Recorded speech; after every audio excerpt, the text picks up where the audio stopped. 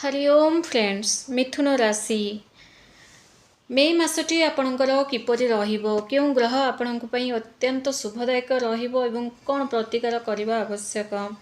मिथुन राशि राशि अधिपति होचंदी बुधदेव। गोटे कथा जानि रखंतु किए कोन कहिबे लोके हसीबी ए सब भाबिबा छाड़ंतु, कारण बेले बेले एमिति भी भाभी थांते आपण काले किए कौन कहे मुझे कले सेमती हम तो कौट ना गोटे आगू जे आप बहुत सारा कन्फ्यूज निज मन ही नेगेटिविटी गोटे फिल्म क्रिएट कर दे थांती एवं सही नेगेटिविटी जो आपण आग को बढ़ी पारती नहीं।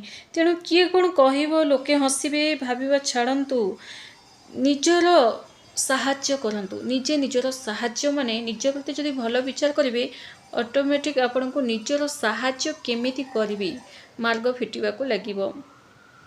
मिथुन राशि जो मैंने भी आम ओडिया सुख संसार चैनल को नुआ करे आछंती चैनल को सब्सक्राइब करंतु। वीडियो जदि आपनक मन छुई थाए ताहले गोटे लाइक निश्चय कर दियंतु एवं कमेंट्स रे श्रद्धा एवं भक्ति एवं विश्वास सह हर हर महादेव निश्चय लिखंतु। मिथुन राशि प्रथम आम जाना ग्रह गोचर विषय, तापर आपण भाग्य कैरियर शिक्षा स्वास्थ्य लव रिलेशन सब किपर रहिबो। मिथुन राशि आपणकर ग्रह गोचर अनुसार कहबाकू गले तृतीय घरे केतु रही, लग्न रे गुरु रही, दशम घरे शनि मंगल एक साथ रही, नवम घरे राहु, 11तम घरे सूर्य बुध, 12तम घरे शुक्र। चलतु जानिबा मे मासटी कौन सब रही। मे मासरे भाग्य विषय कहबा गले भाग्याधिपति शनिदेव। शनिदेव स्थिति भल रही किंतु भाग्यर घरे राहु रही फ्रेंड्स, तो अलस्वामी को त्याग करने को ही पड़ो। आपण शरीर अलस्वामी देखा एवं वर्तमान अलस्वामी देखा से आपण आग को बढ़ी पारना। तेणु अलस्वामी को जदि त्याग करेंगे समय अनुसार जदि कम करने को लगे टी ट्राए तो करूँ, ठीक समय उठा ठीक समय कम को सारिबा, सकाळ काम सकाळे ही सारंतु, जोड़ा खराबेल काम अच्छी खराबेले सारंतु, आजिर काम जोड़ा अच्छी आज ही करंतु। यह गोटे टाइम अनुसार जो आप करेंगे ना फ्रेंड्स देखिए राहुंकर नेगेटिव प्रभाव आपण पड़ो ना। तेणु टाइम अनुसार कम करने को चेष्टा करूँ। भाग्य टी मध्यम धरण रही। शनिदेव स्थिति भल थे कौन है राहु भाग्यर घरे रही आपण को टिके सबु काम विलंब कराउचंती एवं शरीर पीड़ा देखौचंती, किंतु काम धीरे धीरे हेले मध्य कामटा निश्चय बनिबो। कार्यक्षेत्र विषय जानिबा गुरु लग्न रे रही देखो कम आपणकर लाभ भल रही। यही मे मासटी नुआ काम मिलिबो, आपण को काम अपॉर्चुनिटी आसीबो, सरकारी काम मिलिबो एवं सहकर्मी मानक सह आपणक संपर्क मध्य भल रहिबाकू लागिबो। एवं गोटे कथा जानि रखंतु कहार जदि वाद विवाद होउछि ना ऑफिस रे हो फैक्ट्री रे हो आपणकर नहेले भी अन्य कहार वाद विवाद रे मध्य आपण पड़ंतु नाही। यह टिके साइड करबा आवश्यक, कारण अढ़े शनिर प्रभाव मध्य चलीछि। तेणु टिके कोड ना कोठी आपण को ब्लेम मध्य जुगिकी रही। केतेबेले अन्य कथारे पड़िले मध्य अन्य प्रॉब्लम को सॉल्यूशन करबा को गले मध्य माने प्रॉब्लम रो सामना आपण ही करबा को पड़ी पारे। बिजनेसटा देखो बेसी धान दपड़ कम रही किंतु काम आपणकर बिजनेस मध्य भल चलिबो, किंतु कामर मामला रे आपण देश छाड़ी विदेश को मध्य जाई पारंती किंबा अन्य को गाँ को मध्य जाई पारंती।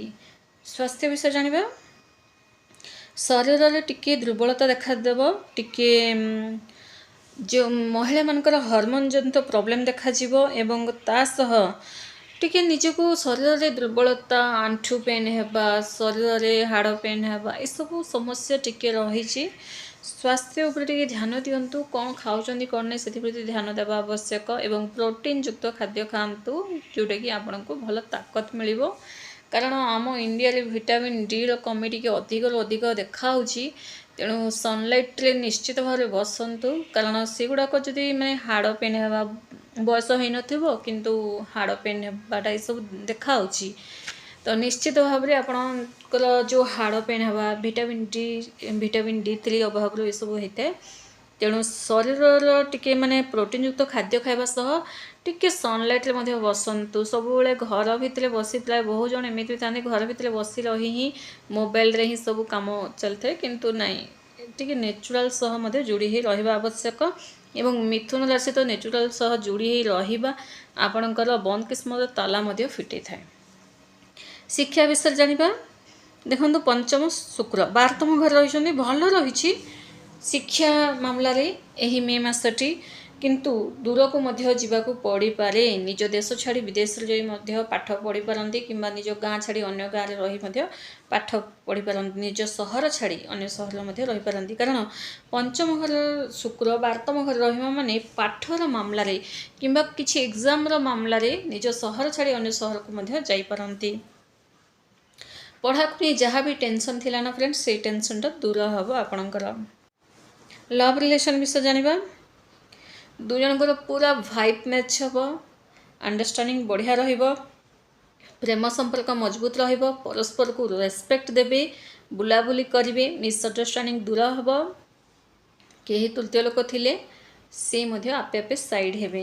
କାରଣ ଲଭ୍ ରିଲେସନ୍ଟା ବହୁତ ହିଁ ବଢ଼ିଆ ରହିଛି ଫ୍ରେଣ୍ଡସ୍, କୌଣସି ପ୍ରକାର ଅସୁବିଧା ନାହିଁ।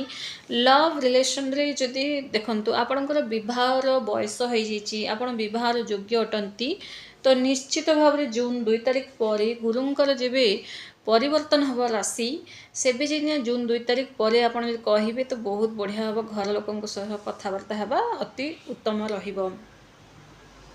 ଦାମ୍ପତ୍ୟ ବିଷୟ ଜାଣିବା। ଦେଖନ୍ତୁ ସପ୍ତମେଶ୍ୱର ଗୁରୁ ଲଗ୍ନ ରହିଛନ୍ତି, ଦୃଷ୍ଟି ସପ୍ତମ ଘରେ ମଧ୍ୟ ପଡ଼ୁଛି, ତ ଭଲ ରହିଛି। ଦୁଇ ଦାମ୍ପତ୍ୟଙ୍କ ଭିତରେ ଯାହା ବି ମିସ୍ଅଣ୍ଡରଷ୍ଟାଣ୍ଡିଂ ଥିଲା ତାହା ଦୂର ହେବ। ଧାର୍ମିକ ଯାତ୍ରା କରିବାକୁ ଲାଗିବେ, ଶୁଭ କାର୍ଯ୍ୟ ଘରେ ହେବାକୁ ଲାଗିବ। ଆପଣଙ୍କର ଭାଇ ଭଉଣୀଙ୍କର ବିବାହ ହେବ କିମ୍ବା ଆପଣଙ୍କର ବିବାହ ପ୍ରସ୍ତାବ ଆସିବ, କିନ୍ତୁ ଜୁନ୍ 2 ତାରିଖ ପରେ ବିବାହ ଡେଟ୍ଟା ଫିକ୍ସ କରିବା ଆପଣଙ୍କ ପାଇଁ ଭଲ ରହିବ। ଏବେ ମଧ୍ୟ ବିବାହ ପ୍ରସ୍ତାବ ଆସିବ, ଅନେକ ଖୁସି ଖବର ପାଇବେ। ଦୁଇ ଦାମ୍ପତ୍ୟ ତାଙ୍କର ଯିଏ ବି ଆପଣଙ୍କର ଦାମ୍ପତ୍ୟ ଅଛନ୍ତି ତାଙ୍କର ଭାଗ୍ୟରେ ମଧ୍ୟ ପରିବର୍ତ୍ତନ ହେବ ଏବଂ ଭାଗ୍ୟ ମଧ୍ୟ ଭଲ ରହିବ। ସେ ଯଦି କିଛି ବିଜନେସ୍ ବେପାର କରୁଛନ୍ତି ସେଥିରେ ମଧ୍ୟ ସେ ଉନ୍ନତି କରିବେ ଏହି ଯେଉଁ ସମୟରେ ଆପଣ। କାରଣ ଦାମ୍ପତ୍ୟ ଗୁରୁ ଲଗ୍ନ ରହିବା, କିଛି ଜାଗା ଜମି ପ୍ରପର୍ଟି କିଣିବା ଆପଣଙ୍କ ପାଇଁ ଭଲ ରହିଛି। କିନ୍ତୁ ରାହୁ ଆପଣଙ୍କୁ ଅଳସୁଆମୀ ଦେଖାଉଛନ୍ତି, କିନ୍ତୁ ଅଳସୁଆମୀ କରନ୍ତୁନି। ଯେମିତିକି ମୁଁ ଭିଡ଼ିଓର ଆଗରୁ କହିଲି, ଅଳସୁଆମୀକୁ ତ୍ୟାଗ କରିଦେଲେ ଆପଣଙ୍କ ପାଇଁ ସବୁକିଛି ଭଲ ହିଁ ରହିବ। ତେଣୁ ଫ୍ରେଣ୍ଡସ୍, ମିଥୁନ ରାଶି ଗଲେ କ'ଣ କରିବା ଉଚିତ? ଦେଖନ୍ତୁ ନେଚୁରାଲ ସହ ସବୁବେଳେ ଯୋଡ଼ି ହୋଇ ରୁହନ୍ତୁ, ଗଛମାନଙ୍କୁ ପାଣି ଦିଅନ୍ତୁ, ଗଛ ଲଗାନ୍ତୁ, ଗଣେଶ ଭଗବାନଙ୍କର ବହୁତ ସାରା ପୂଜା କରନ୍ତୁ। ଗଣେଶ ଭଗବାନଙ୍କର ପୂଜା ଅର୍ଚ୍ଚନା କରିବା ଆପଣଙ୍କର ବନ୍ଦ କିସ୍ମତର ତାଲା ମଧ୍ୟ ଫିଟେଇଥାଏ। ଏବଂ ଗଣେଶ ଭଗବାନଙ୍କୁ ଧୂବ ଘାସ ଚଢ଼େଇ, ଲାଲ ପୁଷ୍ପ ଚଢ଼େଇ, ଲଡ଼ୁ ପ୍ରସାଦ କରି ସେ ଲଡ଼ୁ ପ୍ରସାଦ ସମସ୍ତଙ୍କୁ ବାଣ୍ଟନ୍ତୁ। ଯଦି ଆପଣ ମାନେ କରିପାରୁନାହାନ୍ତି ଲଡ଼ୁ ପ୍ରସାଦ, ଲଡ଼ୁ କିଣି ପାରୁନାହାନ୍ତି, ଷ୍ଟୁଡେଣ୍ଟ ଅଟନ୍ତି, ତ ଆପଣ କ'ଣ କରିବେ ନା ଫ୍ରେଣ୍ଡସ୍, କିଛି ତ ଗୋଟେ ମିଠା ମିଶ୍ରି ଏସବୁ କିଛି ତ ଗୋଟେ ମିଠା କିମ୍ବା କଦଳୀ କିଛି ତ ଭୋଗ ଲଗେଇକି ସମସ୍ତଙ୍କୁ ବାଣ୍ଟନ୍ତୁ।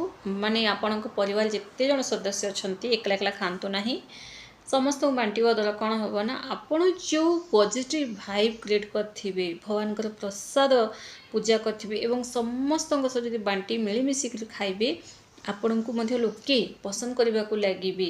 ସେଟା ଗୋଟେ ଏଫେକ୍ସନ୍ ବାହାରିବ, ଜଣ ଜଣଙ୍କ ପ୍ରତି ସ୍ନେହ ବାହାରିବ।